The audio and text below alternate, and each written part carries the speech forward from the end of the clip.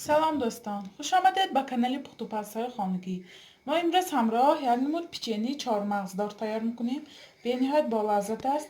محصولات به ما لازم است 220 گرم آرد، 100 گرم شکر، 150 گرم масла ما سخت آب نمیکنیم، یک دانه تخم، 5 گرم разрыхлитель نیمتش، یک قاشق کلان крахмал ککروزنی، 2 قاشق какао، من 100 گرم چهارمغز لازم است. ما در اول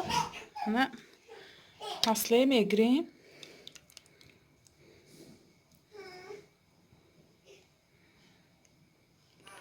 масла گرفتیم، با شکر آمیخته میکنیم. شروع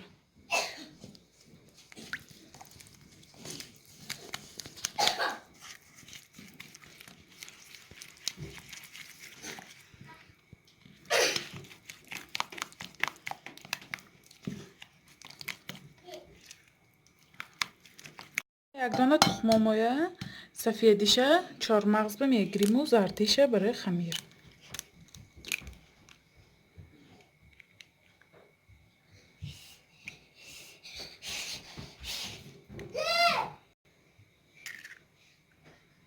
من تخمم آمیخته میکنیم. اکو آرده همراه کرده. بالاش با من разрыхлитель و крахмал همراه میکنیم. крахмал برای چی لازم؟ همین پیچنی ها پیساچنی کرده که رنگش سرخ شدن نمیماند. به نهایت крахмал نیست. крахмал نباشده میشد. که من شروع همیشه خمیر میکنیم. من خمیرامو نه اونقدر سخت شود، روغنینی به نهایت نغز میشه. می حرکت کنید که разрыхлитель برای پیچنی بسیار نندازید که ورم کنه، خیلی مزهش گم میکنه. می کمتر 5 گرم 2-3 گرم اندازید. نمیشه. من خمیرامو چه روغنینی خوش رو تیار شد. و می خمیرامو به 2 قسمی برابر تقسیم میکنیم. 2 تقسیم کردیم. اکو همین یک قسمش به کاکائو همراه میکنیم. اگر کاکائو تا نباشد همین سفید کنیده میشه. 2 قاشق گیتم. من اول نیمچه همراه میکنیم. من شروع آمیخته میکنیم خمیرامو.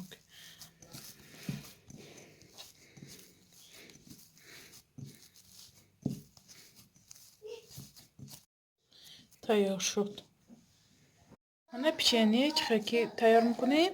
انی ساک کنکه و یشکی قابش گرفته. من استریش مانده.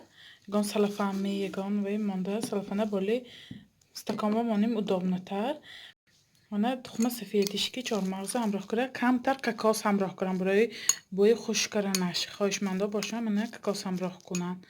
اکو من خمیرامو якта сафеду, якта кулола размерше як кара кулола میکنیم.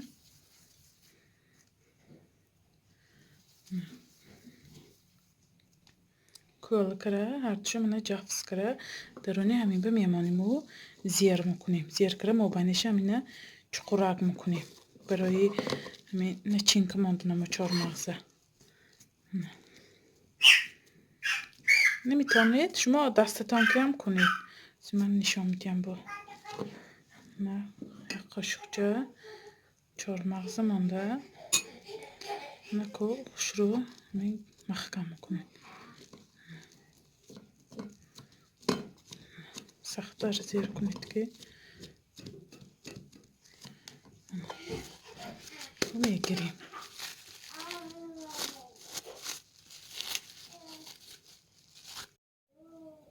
چخیل شد.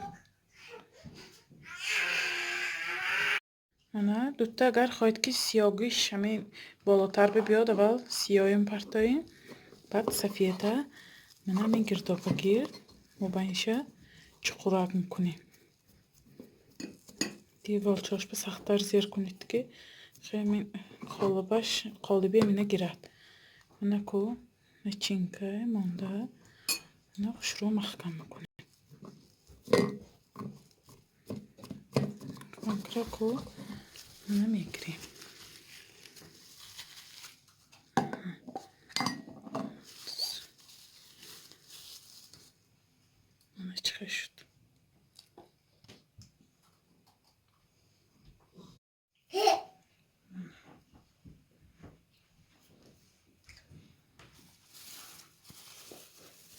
خالاب تیار میکنیم. من هر دوشه من خشرو همیخته کرده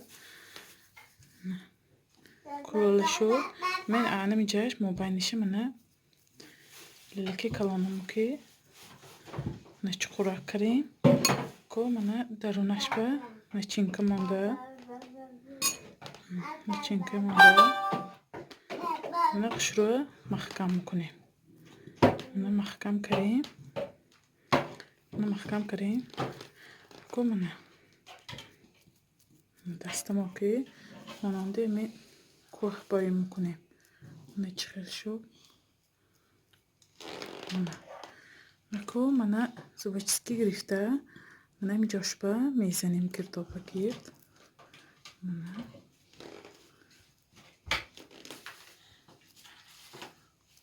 چخیل شد منه ماننده همون من همیشه ساختن پیچینه یکو به مدت 10-15 دقیقه اول به یخدان گذاشته بعد به تفتان میگذاریم. من چگونه میبینید پیچینه ما هم پختن که همین گرم و گرم کمتر سخرین پودر میپاشیم.